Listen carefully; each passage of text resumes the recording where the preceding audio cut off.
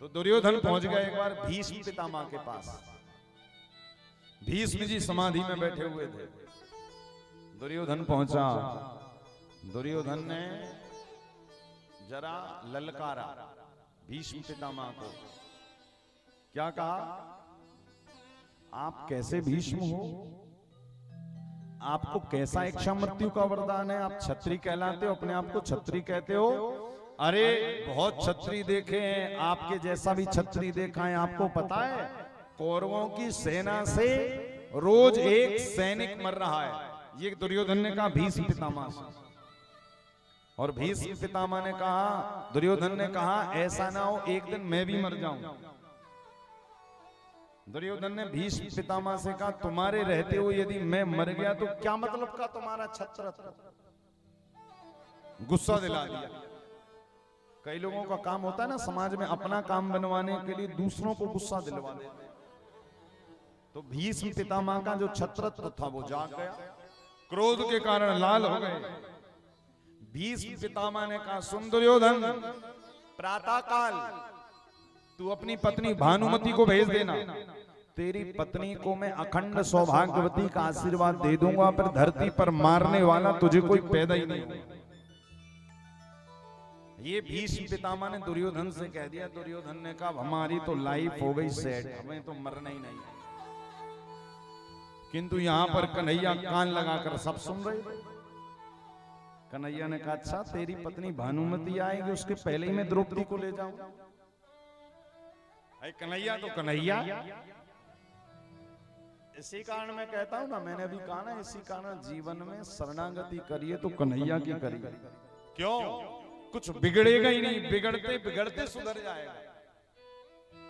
अब देखिए ये सब लीला हो गई, ये सब घटना घट गई। वहां पर अर्जुन सो रहा, उसको पता नहीं कि ये सब चल रहा है कि भीष्म पितामह ने भानुमति को बुलाया दुर्योधन की, उसको तो सो रहा है। किंतु इनके कान कन्हैया के सब जगह लगे रहते, कहां क्या चल रहा है, किसका क्या चल रहा है। तो इनके लगे थे, इन्होंने सुन लिया।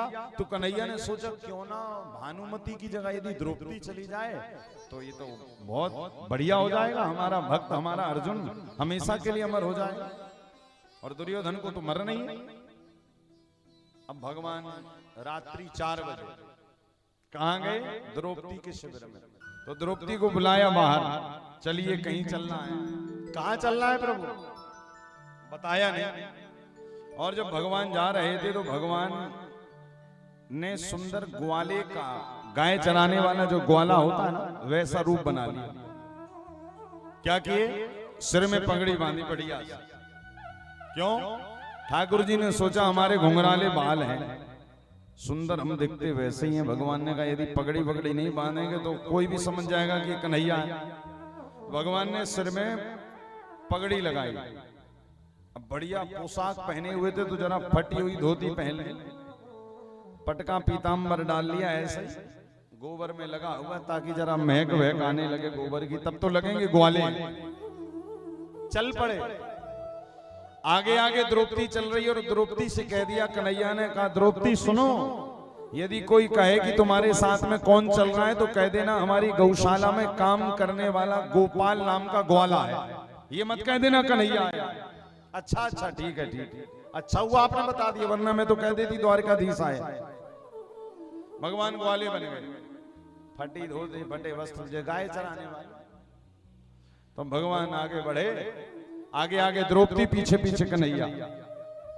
अंधेरा था तो भगवान ने एक हाथ में लालटेन ले ली। द्रौपदी पैरों में चरण पादुकाएं पहनी थी तो आवाज आ रही थी। तो भगवान ने कहा भीष्म पितामह समाधि में बैठे होंगे और कहीं द्रौपदी की चरण पादुकाओं से उनकी समाधि ना टूटे, इसी कारण भगवान ने द्रौपदी की चरण पादुकाएं भी अपने हाथों में ले ली। अब विचार करो, ऐसा भगवान और कौन होगा जो अपने भक्तों के चरण पादुकाओं को भी अपने हाथों में रखकर घूमता है? बताओ कोई होगा ऐसा? अरे तुम घर वालों को भी कहो कि भैया जरा हमें चरण पादुकाएं ला कर दे, तो पैर से धक्का मार कर दे, ये लो,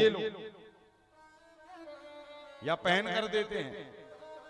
किंतु हमारे कन्हैया ने क्या किया? अपने द्रौपदी, अपने भक्त के पैरों की चरण पादुकाओं को भी अपने हाथ में रख ली। द्रौपदी के आंसू आ गए। नाथ हमें भगवान के रूप में यदि आप ना मिलते प्रभु तो हमारा क्या होता। हाथ जुड़ गए, हे नाथ मैं ये शुक्रिया अदा कैसे करूं। कन्हैया ने कहा कुछ नहीं करो, बस चलो आगे बढ़ो। द्रौपदी आगे है, पीछे कन्हैया, एक हाथ में लालटेन है, लाठी है, और उसी में द्रौपदी की चरण पादुका है। अब दूर भीष्म पितामह ध्यान में बैठे हैं। अब भीष्म पितामह को पता है कि दुर्योधन की पत्नी भानुमति आएगी, उन्हें क्या पता द्रौपदी आने वाली, ये तो कन्हैया की लीला चल रही। अब भगवान दूर खड़े हो गए। भगवान ने कहा देखो अंदर मैं नहीं जाऊंगा, शिविर लगाए भीष्म पितामह का, तुम चली जाओ। तो कहा ठीक है, जाकर क्या करना। द्रौपदी ने कहा बोले बस जाकर कह देना भीष्म पितामह के चरणों में प्रणाम, नाम मत बताना। कहा ठीक है। अब द्रौपदी गई, भीष्म पितामह समाधि में बैठे थे, ब्रह्म मुहूर्त था, और भीष्म पितामह को द्रौपदी ने प्रणाम किया कि हे बाबा मैं प्रणाम करती हूं। तो भीष्म पितामह ने सोचा अच्छा दुर्योधन की पत्नी भानुमति आ गई लगता है, जबकि थी द्रौपदी। तो भीष्म पितामह ने आंख बंद किए कि ये कह दिया अखंड सौभाग्यवती भवा। कन्हैया ने कहा बस काम बन गया।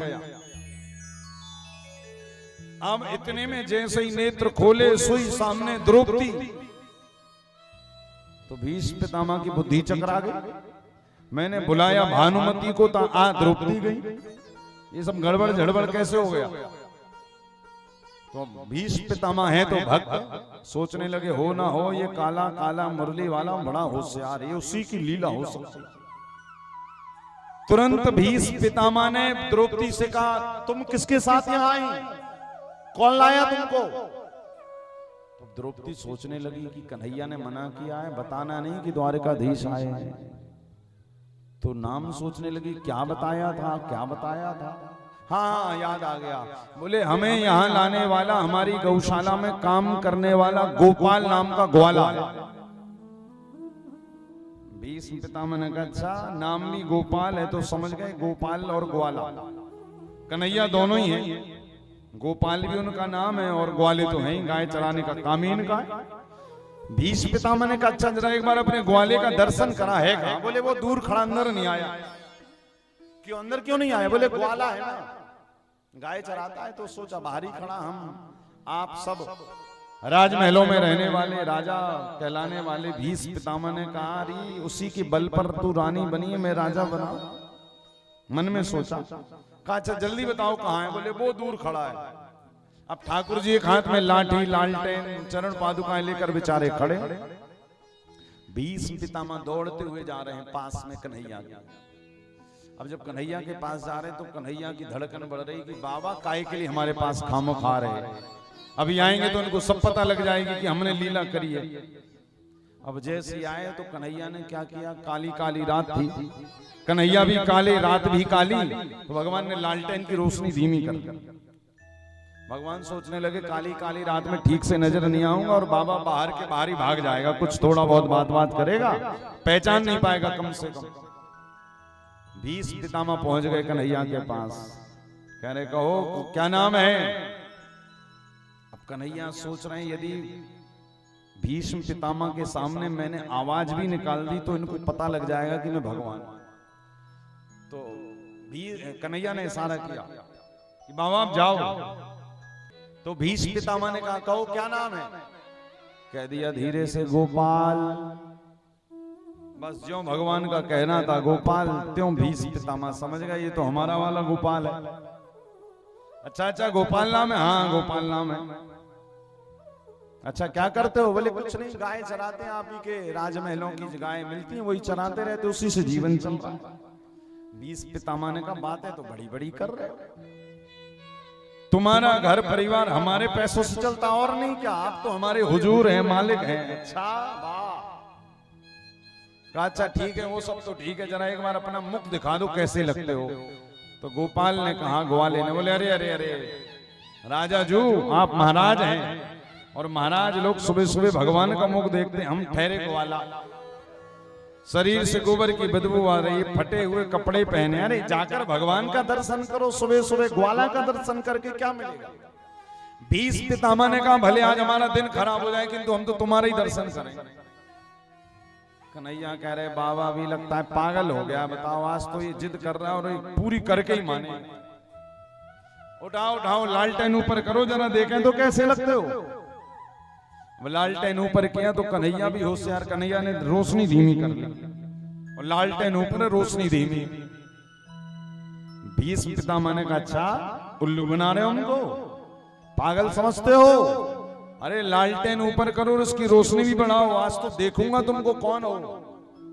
जबकि समझ दोनों रहे एक दूसरे को। कन्हैया ने जैसे ही धीरे धीरे धीरे लालटेन की रोशनी बढ़ाई तो सुंदर सांवरी सूरत श्री बांके बिहारी लाल की भीष्म पितामह के सामने प्रकट हो गई। पितामह गदगद हो गए, जय हो जय हो जय हो।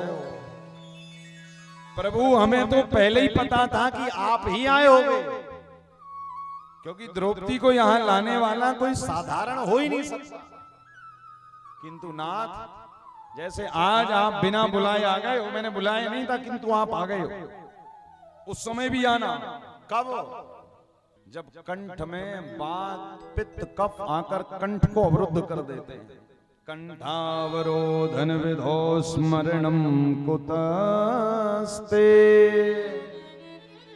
हे प्रभु जब अंतिम समय हम आपको ना बुला पाए किंतु आप हमारे घर का पता पूछते हुए पधारिए, आना जरूर आना।